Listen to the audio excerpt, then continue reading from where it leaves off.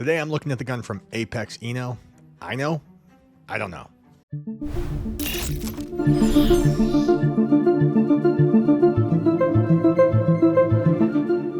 Where most haptic devices connect to your headset via Bluetooth and then react with the pull of a trigger, this is all analog. There's a motor inside of this. When you pull the trigger, it fires. And the way that this gun interacts with your Quest headset is this actually makes contact with the trigger button on your Meta Quest controller.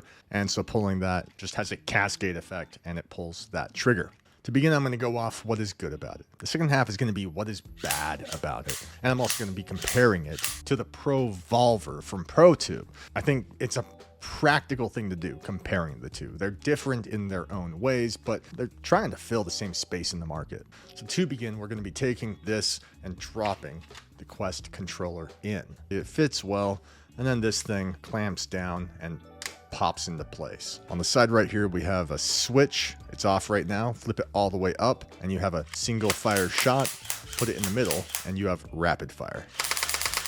Now, what does it feel like? And remember, this is for posterity, so be honest. It's nothing that's going to blow your hand back. It's not so much as realistic as it is just kind of a confirmation inside the game that you're pulling the trigger more than you get with the haptic vibration from the controller itself. A bit of feedback to complement the immersion of the game. It's got this battery right here, simply pulls out. You can plug it back in by sliding it into the grooves and closing it. Kind of locks into place a little bit. It's not easy to pull out on accident. There are 4 lights indicating power and the battery life. There is no tread or grooving on this handle, so it's just smooth. It would be nice if there was more grip to it, but as it stands, it feels good in the hand. Now, I'm holding one for practical reasons, but it comes with 2. And I'm not sure what to say from here, except that when you're in a game where these are capable of complementing it, the immersion is real. It does a good job, and at a fraction of the price of some of these other gadgets. Now here's the thing. Right now you can't buy just one gun, and the 2 guns together are about $115. It would be nice if they sold just one gun, because very few games can make use of the dual pistols. 2 games that come to mind right now are Pistol Whip and Robo Recall. But a game like Contractors,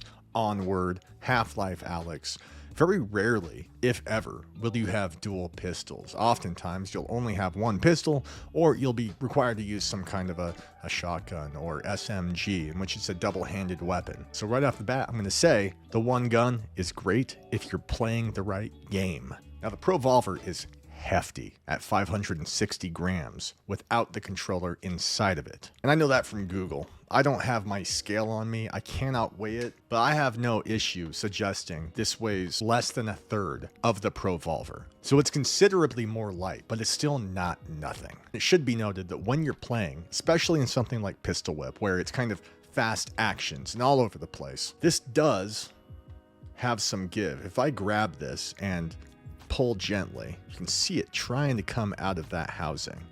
Not only can you see it bowing at the top, but I can feel it down here as well. It's kind of tugging at the plastic. It does feel a bit janky when you get to whipping it around. The weight of this is enough that when you whip it, there's not an unreasonable fear of it just snapping off. I don't think it's going to happen, but that's how they've made it so cheap. It's all plastic, but it's not quiet either. When I pull the trigger, it's fairly loud, whereas I'll show some footage of me previously using the ProVolver and comparing that volume to this. Sniper, P90, M16, PKM.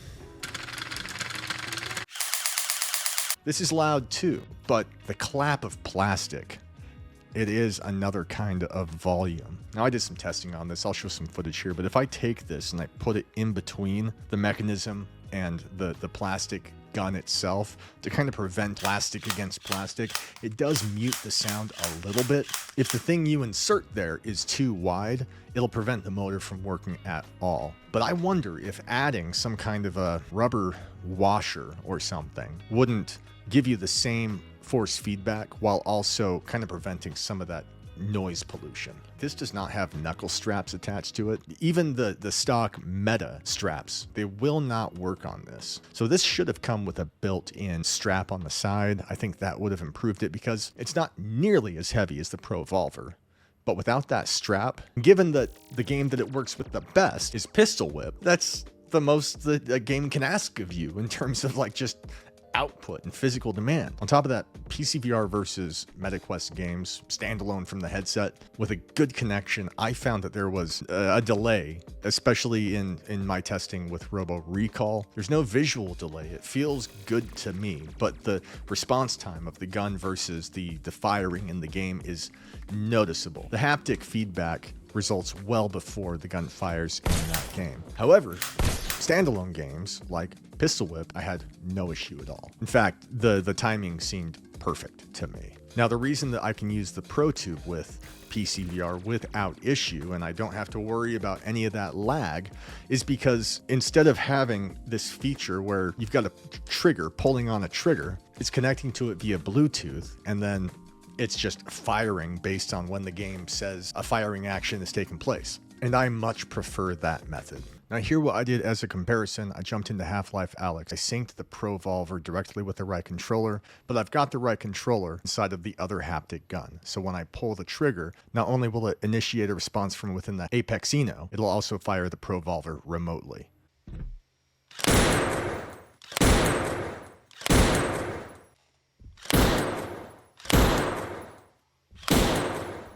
And keep in mind that inside the game, the ProVolver feels perfect as far as its response time.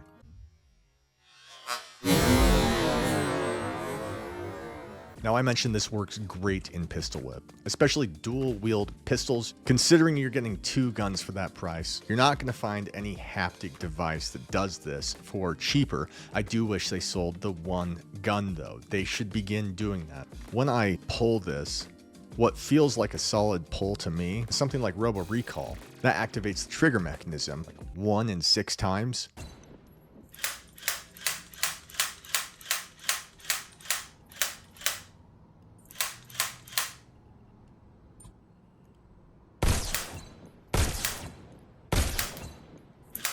It really does not work well. You really have to yank on the trigger for it to activate, and it gets tiring. Robo Recall, it was impossible. I refuse to play that game with these. It's just a nightmare. But Pistol Whip, like I said, it works fine enough. You just really have to yank on that trigger. Another issue I have with this is this part right here that comes down. I found that in heavy gameplay, holding this right here, it's pressing against my finger, which is no problem just practically. But after, say, a half hour, it begins to really wear on my finger. And the way that ProTube overcomes this is they leave this slot where your finger just goes through and you pull the actual trigger yourself. There's no intermediary device that kind of connects to the trigger. This right here is curved and rounded and smooth so that resting your finger on it is not uncomfortable. Now, if you get the ProVolver, this thing right here will not come with it. This is an attachment to connect a front controller and turn this into a gun stock. So ignore this for now. I just haven't bothered taking it off. I have reason to believe that you could take this and connect a strap right here. I do wonder if you took a strap and attached it,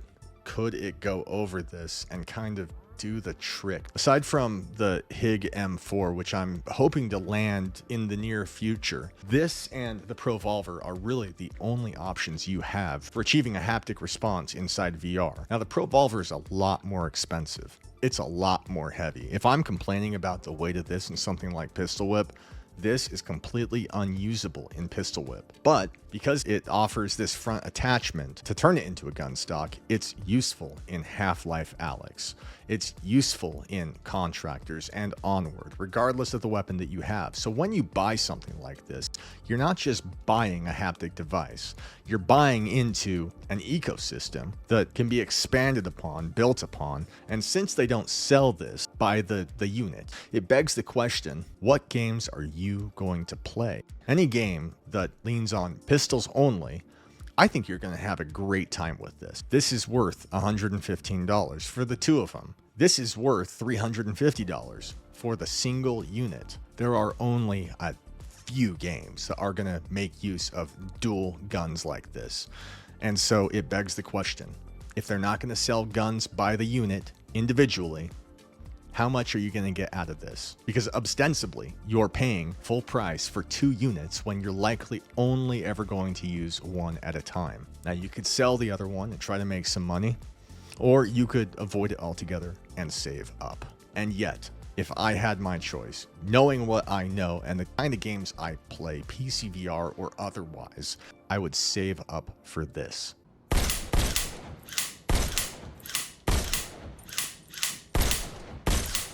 Sometimes I will just stand here and watch television for hours.